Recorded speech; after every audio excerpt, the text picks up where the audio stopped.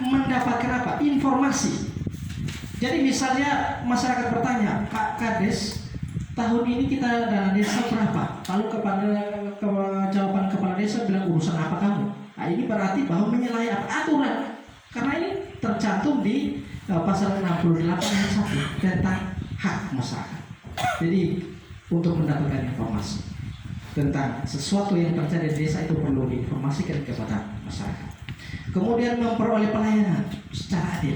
Pelayanan itu ada berbagai macam pelayanan, berupa pembangunan, ada pelayanan administrasi, itu harus dilayani. Kemudian menyampaikan aspirasi berupa saran pendapat. Lalu memilih dan dipilih, itu kalau kita masuk pada hajatan demokrasi. Lalu mendapatkan perlindungan. Ya, tadi poin sebelumnya sudah dijelaskan di sana. Tapi bukan hanya bicara tentang hak, tetapi juga masyarakat punya kewajiban. Apa kewajibannya? Memelihara. Memelihara apa? Salah satunya lingkungan. Lingkungan kita jadi kotor, jadi rumput tinggi, kemudian kita biarkan. Nah, itu berarti kita tidak menjalankan kewajiban kita sebagai masyarakat. Kemudian menciptakan kerukunan, kenyamanan, ketentraman dan lain sebagainya dalam lingkungan bermasyarakat. Lalu berpartisipasi. Nah, ini bagian dari berpartisipasi. Jadi poin ini, hari ini kita duduk di sini untuk bermusyawarah bersama, bagian dari partisipasi dalam perencanaan pembangunan di tingkat desa. Berikut, masih Undang-Undang Nomor 6, keuangan desa. Jadi keuangan ini adalah semua hak dan kewajiban yang dapat dinilai dengan uang, serta segala sesuatu yang berupa uang dan barang yang berhubungan dengan pelaksanaan hak dan kewajiban desa. Itu saya kira jelas. Kemudian bicara soal hak di sini ada kurang lebih ada 3, ada pendapatan, ada belanja, kemudian ada pembiayaan. Nanti akan dijelaskan selanjutnya. Kemudian bicara pendapatan ini, kalau kita di desa sampai hari ini sumber pendapatan kita secara garis besar itu ada 3. Yang pertama pendapatan asli desa atau yang biasa disingkat dengan PAD. Nah, dari mana PAD itu datang? Hari ini kita bermusyawarah seperti ini, kemudian misalnya kita saling sodaya, kumpul 1.000-2.000, kita kumpul beli minum bersama, bagian dari sodaya. Kemudian hasil usaha kita punya tenda jadi aset desa yang bernilai ekonomi, kita usahakan, kita pinjamkan, orang kasih uang jadi keuntungan, disebut PAD. Pertanyaannya, sudahkah ini kita lakukan? Bahwa desa kita punya PAD. Kalau kami sebagai pendamping memantau selama ini PAD kita ya panen swadaya, sedangkan hasil usaha itu belum nampak kelihatan. Artinya apa? Ini suatu pola yang perlu diperbaiki kalau bisa ke depan, supaya apa? Benar-benar tercermin. Lalu pendapatan berikut adalah berasal dari dana transfer. Nah, dana transfer itu adalah APBN kita yang kita terima dari APBN itu namanya dana desa. Jadi dana desa ini muncul itu bukan tiba-tiba, tetapi diatur dalam Undang-Undang Nomor 6 tadi. Lalu selain dana desa, ada bagi hasil pajak dan retribusi daerah, kemudian ada alokasi dana desa. Jadi setiap tahun itu kita punya dana yang sampai sekarang ini 1 miliar lebih dari tahun 2019, dan dana yang sudah turun dari pusat ke desa ini sudah dari tahun 2015. Pertanyaan sederhana untuk kita, adakah perubahan di dalam desa? Ini menjadi refleksi bersama untuk kita. Karena itu harus membutuhkan kerjasama untuk bagaimana bisa memaksimalkan itu. Lalu ada bantuan keuangan dari provinsi atau juga bantuan keuangan dari kabupaten atau juga hibah atau sumbangan dari pihak lain. Berikut, ya ini aset di sini yang pokok pentingnya adalah yang perlu digarisbawahi adalah sesuatu yang dibeli atau dihibahkan. Misalnya di desa ini punya lahan sendiri misalnya, itu dibeli atau dihibahkan. Oh ternyata dihibahkan dari pemilik lahan, berarti itu aset desa. Kemudian misalnya laptop atau infobus sekarang, kita sebut aset atau bukan? Disebut aset karena dibeli. Pakai apa? Dana dari atau keuangan dari desa itu sendiri, itu disebut aset. Oke, berikut pembangunan desa. Nah, ini mungkin yang hari ini ada yang bertanya, Apa sebenarnya tujuan dari pembangunan desa? Nah, ini secara jelas terpampang. Yang pertama sekali adalah meningkatkan kesejahteraan atau terciptanya kesejahteraan masyarakat. Kalau hari ini masyarakat belum sejahtera, berarti kita semua masih gagal.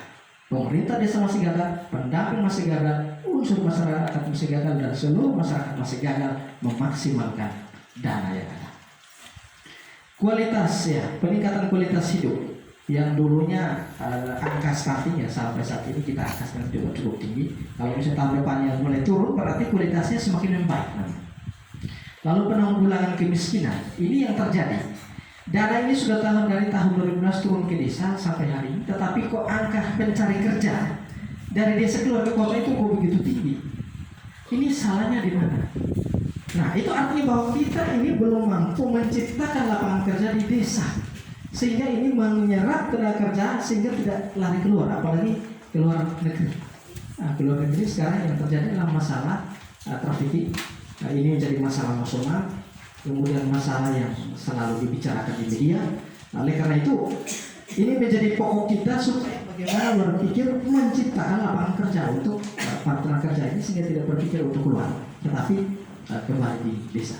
Lalu pembangunan desa ini ada tahapannya, jadi ada perencanaannya, kemudian setelah perencanaan kita masuk ke pelaksanaan, lalu setelah pelaksanaan tidak dibiarkan saja begitu saja, tapi harus ada pengontrolan, pengawasan, dan pemeliharaan. Jadi jangan sampai kemudian harus kita pengadaan aset misalnya kultivator, kok ditaruh di luar, hujan kena rusak, yang rugi siapa? Masyarakat. Karena apa? Dipilih pakai uang dari mana? Karena uang seluruh warga masyarakat desa. Nah, oleh karena itu kita tidak berpikir untuk pemeliharaan. Nah, oke, berikut.